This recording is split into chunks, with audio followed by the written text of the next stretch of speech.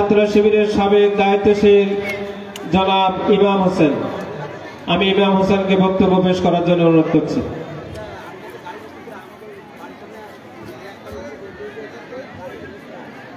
আউযু বিল্লাহি মিনাশ শাইতানির রাজীম। বিসমিল্লাহির রহমানির রহিম। বৃহত্তর ইসলামী আন্দোলন বাংলাদেশ জামাত ইসলামী শ্যামনগর উপজেলা শাখা কর্তৃক আয়োজিত আজকের মহিলা কর্মী সম্মেলনে প্রধান অতিথি হিসেবে উপস্থিত থাকবেন বাংলাদেশ জামাত ইসলামী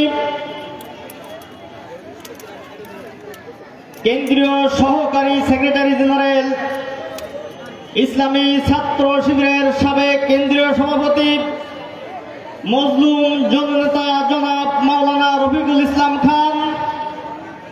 বিশেষ অতিথি হিসেবে উপস্থিত থাকবেন বাংলাদেশ জামাত ইসলামী কেন্দ্রীয় নির্বাহী পরিষদের অন্যতম সদস্য অধ্যক্ষ ইজ্জতুল্লাহ। বিশেষ অতিথি হিসেবে আরো উপস্থিত থাকবেন কেন্দ্রীয় সাংগঠনিক সেক্রেটারি মুহাদ্দিস আব্দুল খালেক। উপস্থিত থাকবেন কেন্দ্রীয় জেলা এবং উপজেলার নেতৃবৃন্দ, সম্মানিত মা এবং বোনেরা, সংগ্রামী শ্যামনগরবাসী, আসসালামু আলাইকুম ওয়া রাহমাতুল্লাহি ওয়া বারাকাতুহু। সংগ্রামী শ্যামনগরবাসী, বিগত 17 বছর আওয়ামী দুঃসাহসী বাহিনী তাদের অত্যাচার, জুলুম, নির্যাতন, নিপীড়নের মধ্যে যখন আমাদের চাকরিচ্যুত করা হয়েছিল, যখন আমাদের ব্যবসা বাণিজ্য, আমাদের ব্যবসায়িক প্রতিষ্ঠান ভেঙে গুড়িয়ে দেওয়া হয়েছিল, যখন আমাদের ব্যবসায়িক সকল পথ বন্ধ করে দিয়েছিল, তখন আমার মা এবং বোনেরা কানের দুল, গলার চেইন এবং হাতের বালা বিক্রি করে আর্থিক সহযোগিতা করে ইসলামী আন্দোলনকে বেগবান করেছিল।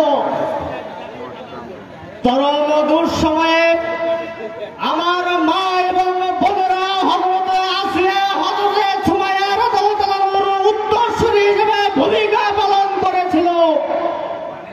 সেই দুঃসময়ে আমার মা এবং বোনদের পক্ষ থেকে হুঙ্কার দিয়ে কথা উচ্চারণ করেছিল, ইন্নাল্লাহ আশতারা মিনাল মুমিনিনা আনফুসাহুম ওয়া আমওয়ালাহুম বিআন্না লাহুমুল জান্নাহ। যে জীবন আল্লাহর রাস্তায় জান্নাতের বিনিময়ে বিক্রি করে দিয়েছি, ওই জীবন কখনো অন্যায়ের কাছে মাথা নত করে না। যে জীবন আল্লাহর রাস্তায় জান্নাতের বিনিময়ে বিক্রি করে দিয়েছি, ওই জীবন কখনো বাতিলের কাছে আপোষ করে না। আমাদের মা এবং বোনদের ইমানি চেতনা, বলিষ্ঠ ভূমিকা সেদিন বাংলার জমিনে প্রমাণ করে দিয়েছিল। শত জেল, জুলুম, নিপীড়ন, শত অত্যাচার সহ্য করার পরেও আমার মা এবং বোনদেরকে ইসলামী আন্দোলন থেকে এক চুল পরিমাণ বিচ্যুত করা সম্ভব হয় নাই। সম্মানিত মা এবং বোনেরা, আগামী দিনের ইসলাম এবং ইসলামী আন্দোলনকে বেগবান করার জন্য আমাদের ছেলে সন্তানদেরকে হযরতে খাব্বাব রাদিয়াল্লাহু আনহু, হযরতে হামজালা রাদিয়াল্লাহু আনহু উত্তরসূরি হিসেবে গড়ে তুলতে চাই এবং আমাদের ঘরের কন্যা সন্তানদেরকে হযরতে আসিয়া এবং হযরতে সুমাইয়া রাদিয়াল্লাহু আনহু মতো ঈমানী পরীক্ষায় উত্তীর্ণ হওয়ার প্রস্তুতির মধ্য দিয়ে তাদেরকে গড়ে তুলতে চাই।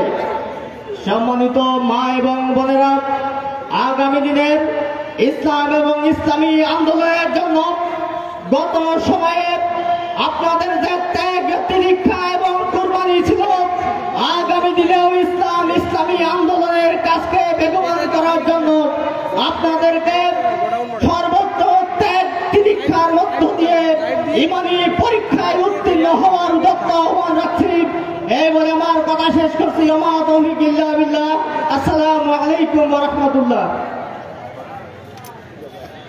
মোবারকবাদ আমাদের সম্মানিত কর্মপরিষদ সদস্য ইমাম হোসেনকে।